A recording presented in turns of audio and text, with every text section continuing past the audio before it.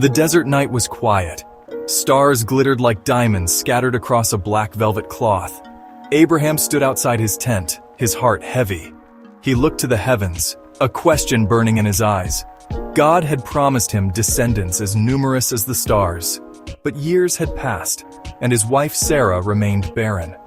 Abraham and Sarah had left their home, their family, everything they knew on God's command. They journeyed to a new land, a land God promised to give them. But the promised heir, the one who would inherit this land and build a great nation, was nowhere to be seen. Doubt gnawed at Abraham's faith. Was God's promise just a whisper in the wind?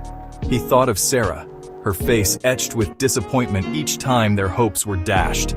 The pain in her eyes mirrored his own. They longed for a child, a testament to God's faithfulness, a link to their future. But time was slipping away, and their faith was being tested in the crucible of waiting. As the first rays of dawn kissed the horizon, Abraham made a decision. He would hold on to hope. He would trust in God's timing, even when it didn't make sense. His faith, though shaken, would not be broken. Sarah observed Abraham's growing despair. She too felt the weight of God's unfulfilled promise. The years were not kind, and the societal pressure to bear children was immense. Barrenness was often seen as a curse, a mark of shame. One day Sarah approached Abraham with a heavy heart. She offered him her Egyptian maidservant Hagar as a wife. It was a custom of the time, a desperate attempt to fulfill God's promise through another woman's womb. Abraham, torn between his love for Sarah and the societal norms, reluctantly agreed. Hagar conceived and bore Abraham a son, Ishmael. Finally, a child, a sign of hope, filled their tents with the sounds of life. But this solution, born out of human understanding, would soon unravel the fragile peace. The birth of Ishmael, though a blessing, brought a new set of challenges. It created a rift between Sarah and Hagar, mistress and maidservant, now bound by the complexities of motherhood. Jealousy and resentment began to simmer, threatening to boil over. The tension in the camp was palpable. Sarah, unable to bear the sight of Hagar and Ishmael, grew increasingly bitter.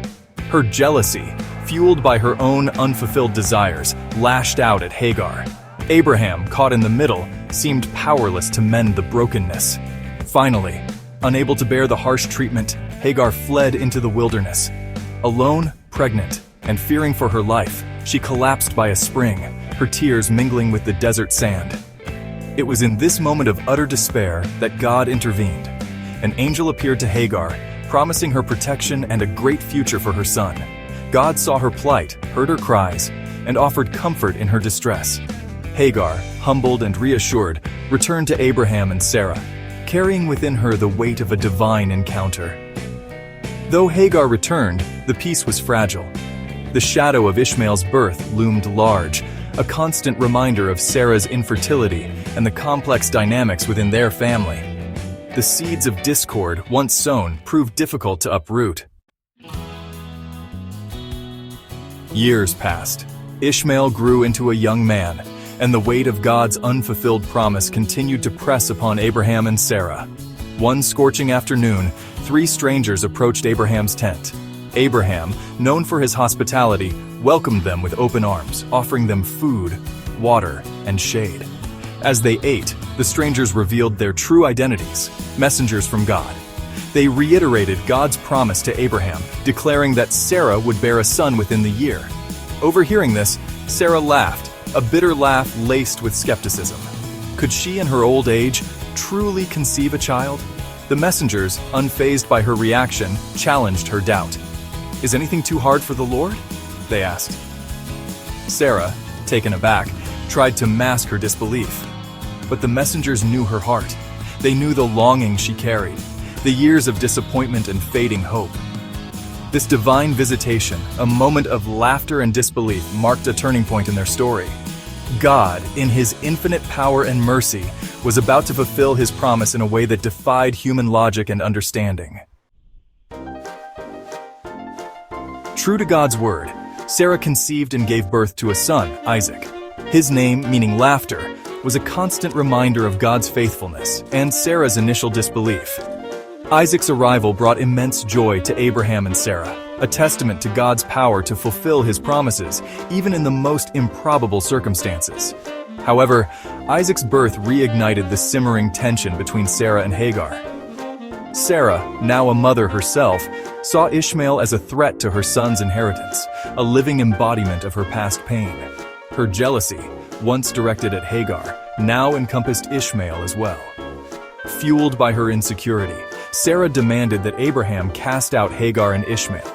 She could not bear to share her newfound joy, her legacy, with the constant reminder of her past struggles.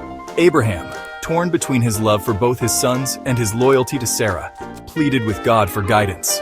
God, though displeased with Sarah's demand, understood the human heart and its capacity for jealousy. He reassured Abraham, promising to make a great nation of Ishmael as well. Yet, he instructed Abraham to honor Sarah's wish, assuring him that he would watch over Hagar and her son. The banishment of Hagar and Ishmael was heartbreaking for Abraham. He had grown to love Ishmael, his firstborn son, and sending them away caused him great pain. Yet, he trusted in God's promise, believing that he would protect and provide for them. Years later, God presented Abraham with an unimaginable test of faith. He instructed Abraham to take Isaac, his long-awaited son, his only son with Sarah, to the land of Moriah and offer him as a sacrifice. This command seemed to contradict everything God had promised. How could sacrificing Isaac lead to a multitude of descendants? Abraham, though his heart ached, did not hesitate. He loved Isaac dearly, but his faith in God superseded even the deepest paternal love. He set out on the journey, his heart heavy with unspoken grief, yet resolute in his obedience. As Abraham prepared to carry out the unthinkable, an angel of the Lord intervened at the last moment. God, seeing Abraham's unwavering faith, his willingness to sacrifice everything, stayed his hand. Abraham had passed the ultimate test, proving his absolute trust and devotion. The near sacrifice of Isaac marked a pivotal moment in Abraham's journey. It solidified his faith, demonstrating the depth of his obedience and his unwavering belief in God's promises. God, in turn, reaffirmed his covenant with Abraham, promising to bless him abundantly and make his descendants as numerous as the stars in the sky. Abraham lived to see Isaac grow into a man. He sent a servant back to his homeland to find a wife for Isaac, a woman who would share in God's covenant. The servant returned with Rebekah, a woman of faith and character. Isaac and Rebekah married and had twin sons, Jacob and Esau, continuing the lineage of Abraham. Though Abraham's life was marked by trials and tribulations, moments of doubt and despair, his story is ultimately one of unwavering faith. He chose to trust God, even when it didn't make sense, even when it demanded the unimaginable. And through his faith, he became the father of many nations, his legacy a testament to the power of trusting in God's promises.